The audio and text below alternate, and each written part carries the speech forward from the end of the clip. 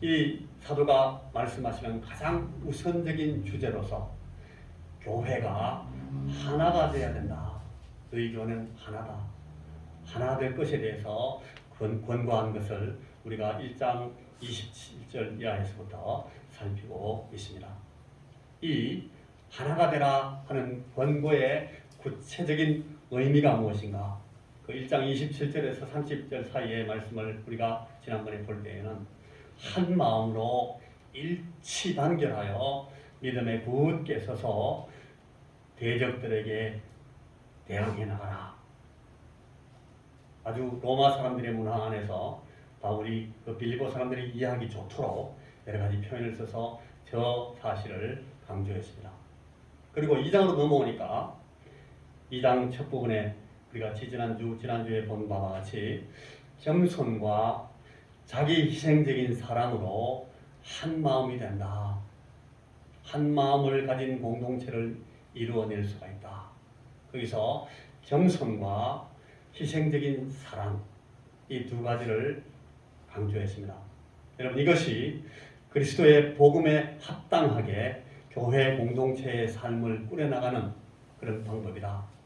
그러니까 1장 27절 이하에서 강조했던 그 말씀, 그리스도 복음에 합당하게 행하라 하셨던 그 사도의 권면을 이 겸손과 자기 희생적인 사랑으로 한 마음이 되어서 한 마음을 가진 공동체를 이루어 나감으로 이 삶을 바르게 꾸려나갈 수 있다. 그렇게 교훈했다는 말씀을 우리가 지난 시간까지 봤습니다. 그러므로 이 교회 안에서 어떻게 한 마음을 이루는가? 라는 질문에 대한 실제적인 대답은 그러니까 겸손과 사랑으로 한 마음이 된다. 라는 말씀입니다. 여러분, 겸손과 사랑. 그러니까 겸손한 마음으로 자기를 희생하며 사랑하는 것은 한 마음으로 똘똘 뭉침을 위한 구체적인 행동 방식이다. 그런 뜻입니다. 겸손한 마음으로 자기를 희생하면서 사랑하는 일이 우리 공동체 안에 계속 있어야 됩니다. 이것은 우리 각 개인들이 하는 겁니다. 공동체 안에 있어야 된다 하는 것이 공동체가 그걸 하는구나. 그게 아니고 내가 여러분 각 개별 개인이 겸손해야 된다. 우리 각 사람이 우리 자신을 희생하면서 사랑하는 것으로서 우리 공동체 전체를 하나의 마음을 가진 한 마음을 가진 공동체로 만들어 나갈 수 있다라고 지금 바울 사도가 이 문맥을 가지고 쭉 우리에게 가르치고 계십니다. 그래서 우리는 자꾸 한 마음으로 똘똘 뭉쳐야 되겠네. 그래, 한 마음으로 뭉치자. 한 마음. 이렇게 몸부림을 칠 것이 아니라 성도를 대함에 겸손으로 행하고 또 자기 희생적인 사랑으로 우리 사이의 상호관계를 해나가야 된다 하는 겁니다. 이것이 한 마음이 되는 방법입니다. 똘똘 뭉치자. 이게 아니고요. 내가 이 성도를 대할 때 어떤 마음으로 겸손해져야 되겠는가? 그리고 내가 나 자신을 희생하면서 사랑하는 것이 무엇인가 하는 것을 우리 사이에서 여러분 우리 예배 드릴 때에 우리의 교제 안에서 구역에서 우리가 저 주방에서 봉사하고 섬길 때에 우리가 또 의료봉사 같은 일을 할 때에 우리 주변의 사람들을 대하면서 우리가 저 자세 겸손하게 대하고 자기 희생적인 사랑으로 상호관계를 하는 것으로서 이 한 마음이 이루어진다라고 너무너무 실제적인 교훈을 지금 바울 사도가 해주고 있습니다. 나는 한 마음으로 할 거야. 그러면서 겸손하지 않는 사람 절대 한 마음 되지 못합니다. 나는 한 마음으로 살 수 있어. 우리 공동체를 한 마음으로 되게 만들 거야 하면서 자기 희생적으로 사랑하는 일을 절대 하지 않는 사람 결단코 한 마음 되는 공동체를 만들 수가 없다는 것이 이 바울 사도의 교훈입니다. 자, 그 실제가 어떻게 우리의 교회 생활, 우리 공동체의 삶에서 구체적으로 나타나고 있습니까? 이것은 자기의 이익, 자기의 의견, 자기 주장들을 고수하려고 하기보다는 다른 사람, 남의 이익, 남의 의견, 남의 주장에 귀를 기울여 줌으로써 한 마음이 되고 하나가 된다 하는 것이 여러분 방금 읽은 그 구절의 말씀의 뜻입니다. 1절, 2절, 3절, 4절에 자기 이익, 자기 의견, 자기 주장들을 고수하려고 하기보다는 남을 먼저 생각하고 다른 사람을 나보다 낮게 여기면서 남의 이익, 남의 의견, 남의 주장에 귀 기울이는 것이 한 마음이 되는 방법이다 라고 말씀하고 있습니다. 이제 사도는 그 교훈 위에 5절에서 11절 사이에 그 유명한 그리스도의 모범, 그리스도의 본을 그려내므로써 그들의 겸손과 자기 희생적인 사랑을 더욱 북돋워 주려고 합니다. 그러면서 바울은 이 말씀으로 그 구절을 열고 있습니다. 너희 안에 이 마음을 품어라. 이 마음. 너희 안에 이 마음을 품어라. 그러면 너희들은 겸손히 그리고 자기 희생적인 사랑으로 이 공동체를 이끌어낼 수 있다. 그러면서 이 그리스도의 모범, 우리 주님의 본을 우리 앞에 펼쳐 놓습니다. 오늘은 이 하나된 교회라는 시리즈 말씀의 5번째 시간. 그래서 위대한 모범 그리스도라는 말씀을 제가 지금 여러분들에게 전하고 있습니다. 이미 설교 한 절반이 지나갔습니다. 자, 5절에 보니까 너희 안에 이 마음을 품어라. 곧 그리스도 예수의 마음이니 그랬습니다. 이 말씀은 이 두 가지의 강조점이 약간 다른 문장으로 읽힐 수가 있습니다. 어느 쪽으로 보는가에 따라서 그 뒤에 나오는 내용들을 다르게 해석하게 되는데 너희 안에 이 마음을 품어라 곧 그리스도 예수의 마음이니 하는 구절을 첫째는 이렇게 해석할 수 있어요. 그리스도 예수 안에도 있었던 이 마음을 여러분들 안에 품으시오. 그렇게 번역할 수가 있어요. 그런 해석이 나올 수가 있어요. 그리고 또 두 번째 해석이 나올 수 있는데 이런 해석을 할 수 있습니다. 너희 안에 이 마음을 품으라 곧 그리스도 예수의 마음이니 하는 구절은 그리스도 예수 안에 있는 자들로서 여러분들 안에 이 마음을 품으시오. 그렇게 해석할 수가 있습니다. 여러분 잘 보십시오. 자, 지금 제가 앞에 써놨는데 1번, 2번이 어떻게 다른지. 그리스도 예수 안에도 있었던 이 마음을 여러분들 안에 품으시오. 그렇게 해석할 수가 있고 그리스도 예수 안에 있는 자들로서 여러분들 안에 이 마음을 품으시오. 그렇게 번역할 수가 있다고요. 그런데 여러분 이 두 가지가 거의 비슷해 보이고 앞뒤가 조금 바뀌어 있는데 내용은 똑같잖아 이러실 싶은데 여러분 그렇지 않고 요 해석을 택할 때 그 뒤에 나오는 얘기가 좀 달라져요. 또 두 번째 번역을 우리가 선택하면 그 뒤에 나오는 내용이 또 좀 다르게 해석이 되기 때문에 제가 이 구절을 여러분들 앞에 이렇게 펼쳐놓습니다. 자, 너희 안에 이 마음을 품으라 곧 그리스도 예수의 마음이니 같이 한번 읽어보겠습니다. 그들을 시작. 그는 근본 하나님의 본체시나 하나님과 동등됨을 취할 것으로 여기지 아니하시고 오히려 자기를 비워 종의 형체를 가지사 사람들과 같이 되셨고 사람의 모양으로 나타나사 자기를 낮추시고 죽기까지 복종하셨으니 곧 십자가에 죽으시니라. 여러분 이 말씀이 예수 안에도 있었던 이 마음을 품으시오. 그렇게 해석을 하면 방금 읽은 그 6절에서 11절 사이에 우리가 8절까지 읽었는데 그 시가 그리스도께서 이루신 구원의 사건을 집중적으로 설명하는 구절이 됩니다. 그리스도께서 어떤 모양으로 이 구원의 사건을 이루어내셨는가? 어떤 마음으로 주님께서 이 구원을 우리에게 펼쳐놓으시는가? 그런 내용이 되고 두 번째, 예수 안에 있는 자들로서 이 마음을 품으시오 라는 해석을 우리가 취하면 그 구절이 방금 읽은 구절이 그리스도께서 모범으로 제시되는 그리스도의 본을 따라가라 하는 내용이 됩니다. 조금 어렵습니까? 어렵지 않습니다. 자, 그 뒤를 보겠습니다.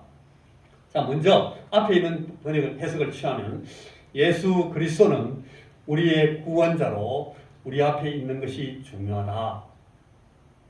바울 사도가 가르치는 이 그리스도의 삶과 죽으심과 부활은 우리 구원을 위한 종말론적인 사건이지 우리 삶의 도덕적인 모범으로 제시하려고 주어진 것은 아니다. 그런 뜻입니다. 말이 길어가지고 조금 이해가 안 되죠. 예수님의 구원, 그것은 이 세 가지로 요약할 수 있어요. 주님의 사심과 주님의 죽으심과 주님의 부활. 이것은 우리를 위한 이 종말에 하나님의 자녀를 부르시는 구원의 백성들을 찾아내시는 종말론적인 사건으로 주어진 것이지 우리 삶의 어떤 선생으로서 모범을 보이라고 본을 끼치라고 주어진 것이 아니다라는 해석을 할 수가 있게 되고요. 아까 두 번째 해석을 취하면 바울 사도를 비롯한 사도들이 예수님의 삶과 죽으심과 부활을 하나님이 주신 종말론적인 구원의 선포, 복음의 선포, 캐리그마, 복음으로 받아야 되지만 부차적으로 우리 인생에서 따라야 될 소중한 본, 모범의 범주로도 우리가 인식하도록 강조하고 있다라는 것이 됩니다. 그러니까 앞에 것은 주님의 구원을 설명하는 것으로 집중했다고 해석하는 것이고 두 번째 번역을 취하는 것은 두 번째 해석을 취하는 것은 우리에게 구원을 베푸신 그 주님의 사심과 죽으심과 부활하심은 우리에게 어떤 삶을 주님의 삶을 모범으로 삼고 따라가야 될 것인지를 보여주는 것이기도 하다라는 해석이 된다. 그런 말씀입니다. 자, 로마서 5장 17절 말씀에 보면 한 사람의 범죄로 말미암아 사망이 그 한 사람을 통하여 왕노릇하였은즉 더욱 은혜와 의의 선물을 넘치게 받는 자들은 한 분 예수 그리스도를 통하여 생명 안에서 왕노릇하리로다. 그런 말씀이 있습니다. 고린도후서 8장 9절에 보면 우리 주 예수 그리스도의 은혜를 너희가 알거니와 부요하신 이로서 너희를 위하여 가난하게 되심은 그의 가난함으로 말미암아 너희를 부요하게 하려 하심이라. 주님께서 왜 죽으셨는지, 주님께서 죽으시고 주님께서 죽으심으로 말미암아 우리에게 주신 생명으로 우리에게 어떤 일이 일어났는지에 대해서 집중적으로 설명하는 구절들입니다. 그런데 이런 말씀이 또 있습니다. 또 너희는 많은 환난 가운데서 성령의 기쁨으로 말씀을 받아 우리와 주를 본받은 자가 되었으니. 신약성경에 이런 말씀이 있어요. 고린도전서 11장 1절에 내가 그리스도를 본받은 자 된 것 같이 너희는 나를 본받는 자가 되라. 그런 말씀이 있습니다. 4장 16절 고린도전서에 보면 그러므로 내가 너희에게 권하노니 너희는 나를 본받는 자가 되라. 내가 그리스도를 본받고 나가니까 너희들은 나를 본받으면 결국은 너희들이 그리스도를 본받는 것이 된다. 그렇게 바울이 설명하고 있는 구절입니다. 자, 이런 맥락에서 본문 아까 읽었던 우리 5절에서 8절 그리고 그 후에 11절까지의 이 찬송시는 우리 주님의 그리스도 예수 찬송시인데 이 바울 사도께서 오늘 우리 독자들에게 그리스도의 자기 비하와 희생을 본받아라. 그리하여 우리들도 겸손과 자기 희생적인 사랑으로 서로를 대함으로 공동체의 하나됨을 이루어내라 라고 권면하기 위해서 이 그리스도 찬송시를 활용하고 있다라고 이해하게 됩니다. 여러분 어떻습니까? 바울 사도가 지금 이 전체 문맥에서 겸손과 자기 희생적인 사랑을 가르치고 계시기 때문에 예수님께서 어떻게 이 겸손과 자기 희생의 사랑을 우리에게 본으로 보이셨는지를 우리에게 제시하시면서 따라오라고 모델로 삼아서 본받으라고 그렇게 가르치고 있다. 그런 말씀입니다. 그는 근본 하나님의 본체시나 하나님과 동등됨을 취할 것으로 여기지 아니하시고 오히려 자기를 비워 종의 형체를 가지사 사람들과 같이 되셨고 사람의 모양으로 나타나사 자기를 낮추시고 죽기까지 복종하셨으니 곧 십자가에 죽으시니라. 이러므로 하나님이 그를 지극히 높여 모든 이름 위에 뛰어난 이름을 주사 하늘에 있는 자들과 땅에 있는 자들과 땅 아래에 있는 자들로 모든 무릎을 예수의 이름에 꿇게 하시고 모든 입으로 예수 그리스도를 주라 시인하여 하나님 아버지께 영광을 돌리게 하셨느니라. 이 원문에 더 충실해서 우리가 편하게 읽을 수 있는 한국어로 새롭게 번역해드리면 이렇습니다. 방금 읽은 그 구절들이 그리스도 예수는 하나님의 형체이셨으나 하나님과 동등됨을 누릴 것으로 여기지 않으시고 도리어 스스로를 비우셔서 종의 형체를 취하시고 인간들과 같이 되셨다. 인간의 모양으로 나타나셔서 그분은 스스로를 낮추시고 십자가의 죽음에까지 순종하셨다. 그러므로 하나님은 그를 지극히 높이셨고 그에게 모든 이름 위에 뛰어난 이름을 주셔서 예수의 이름에 하늘의 존재들이나 땅 위의 존재들이나 땅 아래의 존재들이나 모두 무릎을 꿇게 하셨고 모든 혀가 예수 그리스도가 주이시다 하고 고백하게 하셨다. 하나님 아버지의 영광을 위해서. 이게 오늘 우리가 읽는 한국어로 직역한 그런 번역이라고 볼 수가 있습니다. 이 본문 6절에 취할 것으로 여기지 않는다, 취하다라는 동사가 나와요. 하르파그모스라는 동사인데 이 동사를 어떻게 이해하느냐가 전체 문맥을 어떻게 설명하느냐 그 키가 됩니다. 그리스도 예수는 하나님의 형상이어서 하나님과 동등됨을 이 손만 내밀면 취할 수 있는 위치에 있었지만 그분은 그렇게 하지 않았습니다. 그런 뜻입니다. 이것은 우리 주님 그리스도를 제2의 아담, 제가 몇 번 이 설명을 해드렸죠. 종말의 아담으로 보고 첫 아담과의 이 모형적인 대조를 이루는 것으로 이해한 것입니다. 첫 아담은 하나님의 형상을 따라 창조된 아주 영광스러운 피조물로서 큰 영광과 영화를 누렸지만은 거기서 더 나아가서 하나님같이 되려고 했어요. 하나님같이 동등됨을 취하려고 감히 하나님과 어깨를 겨누면서 하나님과 맞먹으려고 그래서 하나님이 금하신 그 과일을 손 내밀어서 따먹었어요. 그런데 그리스도께서 정말 이 오는 세상의 아담으로 오셔서 첫 아담의 이런 실패, 이 숙명을 극복하십니다.